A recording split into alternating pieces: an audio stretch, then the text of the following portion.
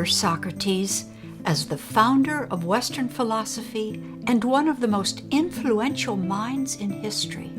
During the 5th century BCE, he could be seen roaming the streets of Athens, conversing with men and women, shopkeepers and politicians, servants and aristocrats. His intention was to help citizens evaluate their own beliefs and assumptions more clearly so that they could make the best choices possible for themselves and their communities. Philosophy should serve a useful purpose, Socrates felt. He criticized the sophists of his day for wasting their time in endless debates over questions like, is all existence in perpetual motion or is it fixed? Is universal nature one thing or is it infinite in number? Socrates chided them, do you really think you are improving our world by battling each other like madmen over these groundless subjects? Socrates himself devoted his energies to matters that mattered most. What actions can be considered just or unjust? What does it mean to be a virtuous person? What is beauty? What qualities make a good leader, and how can we cultivate those? Turning our thoughts to these kinds of questions gives us a kind of nobility of character that is far more valuable than riches or power, the philosopher taught. He developed an approach to inquiry that we now call dialectics or elenchus or the Socratic method. This approach uses dialogue, questioning, and cross-examination to reveal underlying assumptions in a person's beliefs and to expose contradictions in their reasoning. To this day, features of the Socratic method are used in our court systems to gain testimony and ferret out the truth of a matter.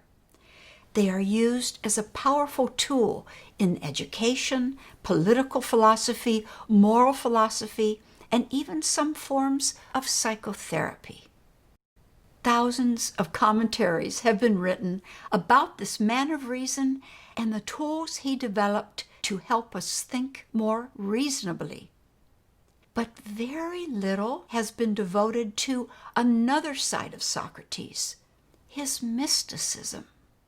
Few people know that he was deeply spiritual and believed that divine forces help direct our lives. His friends reported seeing him slip into long trance-like states that have been compared with samadhi. Socrates also practiced the arts of divination. He received personal guidance from dreams, signs, and oracles. Here's what his student Xenophon reports. He was a believer in oracular help and commonly relied on the flight or cry of birds, the utterances of man, chance meetings, and sacrifices. The divinity, he said, gives me a sign. Further, he would constantly advise his associates to do this or beware of doing that upon the authority of that same divine voice. And as a matter of fact, those who listened to his warnings prospered, whilst he who turned a deaf ear to them repented afterwards. What did the author of these words mean when he said that Socrates received oracular help from birds, utterances, and chance meetings? These forms of oracles were well known in the ancient world. Augury is the art of receiving divine guidance from observing the movements of birds and listening to their calls. The practice was already documented 1,000 years before Socrates was born, and its history stretches back much further for indigenous peoples. Among the most famous augurs were the Etruscans, who populated Italy from around 800 BCE onward.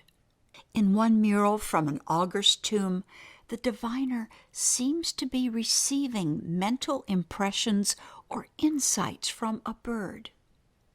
Another mural shows an augur dancing with birds, probably while he's in an altered state of consciousness.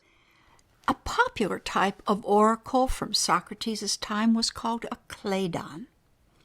In this case, mystical guidance comes through the words of another person, overheard by chance at a crucial moment. One example is told to us by the Greek poet Callimachus. A man was in love with two women, but he couldn't decide who would really bring him the greatest happiness in marriage. One woman was from a background and social class similar to his own, and the other was far more wealthy and aristocratic. Seeing his distress, a priest told him to go to a certain street crossing, and there he would receive a sign.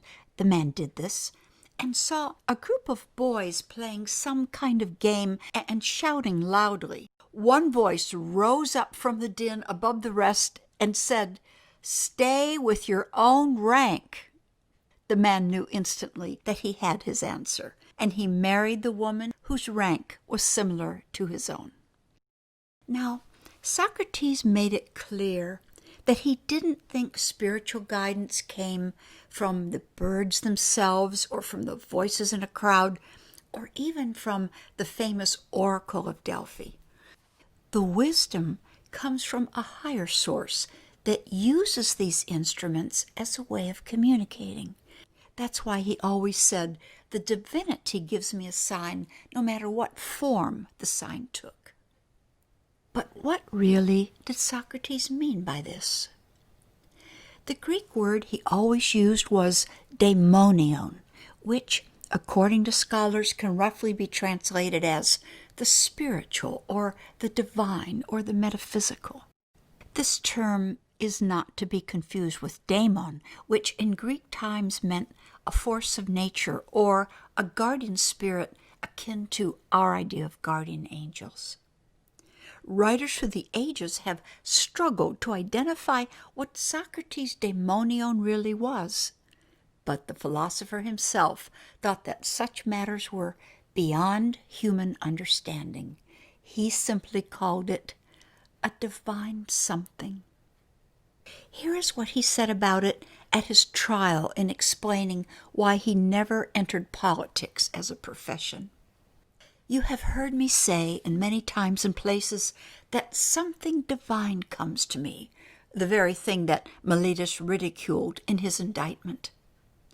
I have had this from my childhood. It is a sort of voice that comes to me, and when it comes, it always holds me back from what I'm thinking of doing, but never urges me forward. That it is which opposes my engaging in politics." Socrates implicitly trusted these signs with his life, even though he could not explain their operation. In fact, Xenophon said, "Socrates despised all human opinion in comparison with counsel given to him by the gods." Peering into the mystical side of Socrates' character offers us a paradox and a gift. How can it be that the hallmark of reason, the man who taught us how to think more clearly, the founder of a dialectic that is used in every courtroom today, how could this man also obey signs and oracles without even asking why? Perhaps Socrates himself provides the answer. We should use reason to conduct the affairs of everyday life, he taught. If you have a decision to make, gather all the facts and try to calculate the outcome of possible courses of action. How ridiculous it would be to ask the oracle a question like, "Should I hire a chariot driver who is competent and experienced, or should I choose one who has never touched the reins?" Don't go pestering the gods with questions that you can solve on your own with your inborn intelligence, he said. But we should be wise enough to know when reason has taken us as far as it can go. We cannot always foresee the consequences of a decision, and some elements of a matter are hidden to us.